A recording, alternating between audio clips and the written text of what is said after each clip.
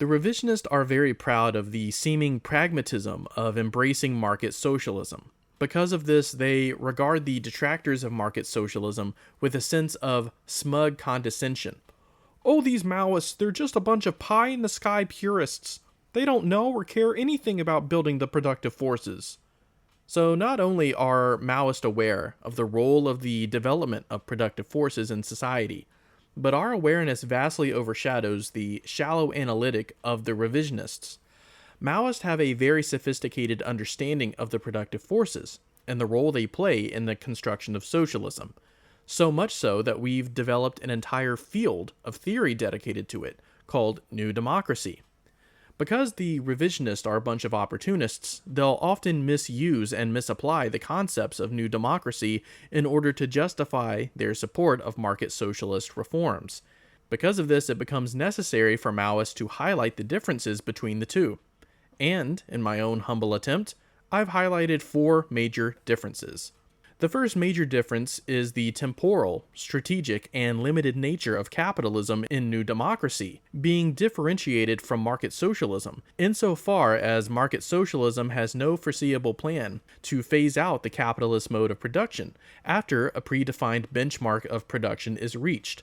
In New Democracy, capitalist elements are only used as a means to an end, to achieve a benchmark of productivity that will be used as a springboard to start the socialist project.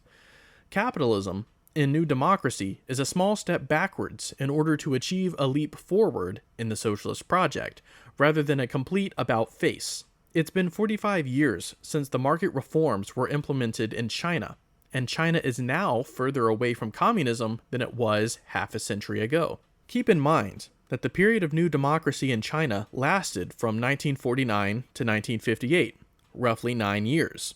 And the new economic policy in the USSR lasted from 1921 to 1928, roughly 7 years. And while the material conditions will largely determine the period of time required for the development of the productive forces in New Democracy, the amounts of time between these two examples are significantly less than the current decades-long project of market socialism. It almost makes you wonder if the ruling parties in these countries will ever restore socialism, doesn't it? The second difference is the fact that market socialism deconstructs already existing socialist institutions, rolling it back into the privatized model.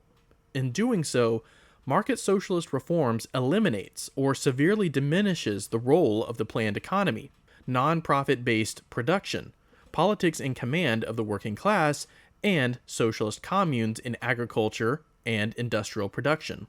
New Democracy sees development occur in phases, with land reform and agriculture giving rise to mutual aid teams and cooperative farming methods. Eventually, with the industrialization achieved through capitalist elements under the new democratic system, the co-ops will be collectivized and transformed into communes, and the industries will be nationalized and transformed into urban communes. Industry will also be expanded outward into the countryside, breaching the gap between rural and urban life and proletarianizing the peasantry. These socialist institutions are achieved as a product of development and a deliberate exercise of politics in command of the working class. It's nothing short of a travesty to see these institutions demolished and capitalist modes of production reintroduced by market socialist reforms.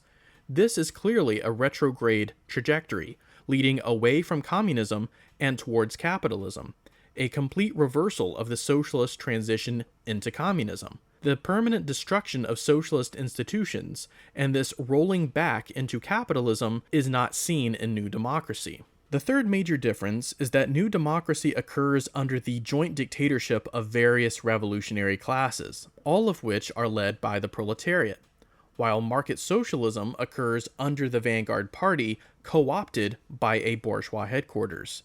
This fundamentally alters the class interests and goals of the Vanguard Party, and no longer makes it a vanguard of the proletariat class.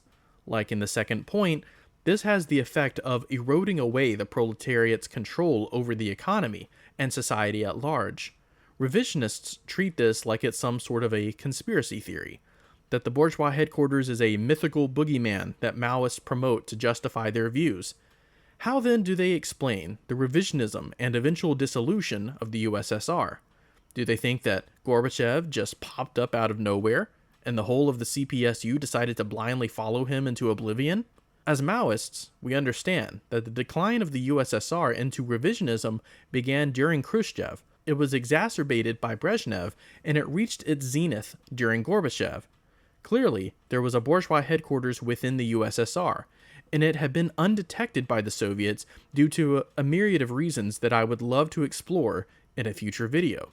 But the important point here is that the bourgeois headquarters is very real and a great threat to socialism that the revisionists conveniently ignore and treat those who highlight this threat as crazy conspiracy theorists. The purpose of the Vanguard Party of the proletariat is to lead the working class into victory, and to oversee the socialist project, and to build the dictatorship of the proletariat. When the Vanguard Party becomes taken over by capitalist roaders, it changes the class interests of the Vanguard into a party which no longer supports the dictatorship of the proletariat, and wants to undo the socialist project, while parasitically clinging to power in the name of socialism. They'll recite socialist rhetoric and pay empty lip service to socialism up until the very moment the revolution collapses, just like Gorbachev did. The revisionists need to familiarize themselves with history and learn from the mistakes of allowing worms like Khrushchev, Brezhnev, and Gorbachev to take root. The fourth major difference is that market socialism seeks to integrate itself within the global neoliberal economic system, join with international finance capital institutions, and even export finance capital once they've achieved that level of production. Whereas New Democracy will only use capitalism to build productive forces to the necessary level to then socialize it, and pursue socialism as opposed to neoliberalism. If capitalism does one thing well, it's to create a great amount of wealth for the lucky few who control the means of production. And like all profit schemes, when the amount of wealth created is in the billions or even trillions of dollars, it becomes very difficult to turn that machine off. It gets to a point where it creates billionaires and monopoly finance capital. And this has a runaway effect of creating conditions of imperialism and even further profits as a result. But the important thing to note here is that no matter how much wealth is generated by neoliberal schemes, it doesn't lead to the dictatorship of the proletariat. It doesn't lead to socialism. Rather, it creates a conflicting interest in the ruling party, with a bourgeois headquarters that is motivated by profit and becomes incentivized to further pursue neoliberalism. This leads us to question the supposed pragmatism of those who support market socialism. The revisionists are claiming to be pragmatic, while in reality, they're simply being opportunist sellouts and traitors to the revolution.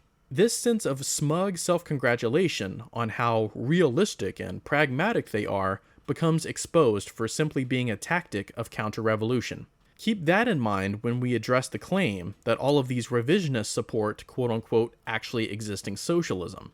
In effect, this claim of pragmatism falls flat on its face when you realize that it's simply a manifestation of the Maoist insight that class struggle continues under socialism. As a society emerges into socialism, it carries with it vestiges and remnants of the past social structure. This includes the ideas of bourgeois common sense. This common sense is nothing but idealism, a belief that capitalism is just human nature. Unfortunately, this bourgeois common sense is very difficult to get rid of, and if it's not challenged, it'll take root even in the Vanguard Party itself, replacing the primacy of politics in command of the working class with a primacy of developing the productive forces. As we can clearly see, in highly developed societies in Western Europe and North America, you can have highly developed productive forces while not being anywhere close to socialism.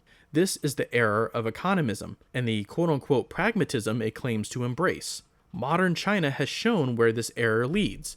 A society with highly developed productive forces, but also a society which readily joins with the global neoliberal project. A society which has abandoned socialism, where politics is not in command of the working class, but a society in which politics is in command of the national bourgeoisie. Keep that in mind when you watch the next video in this series. In the next video, we're going to be discussing the myth that Maoists have a fetish for poverty. So stay tuned for that. Be sure to let me know what you think in the comments down below.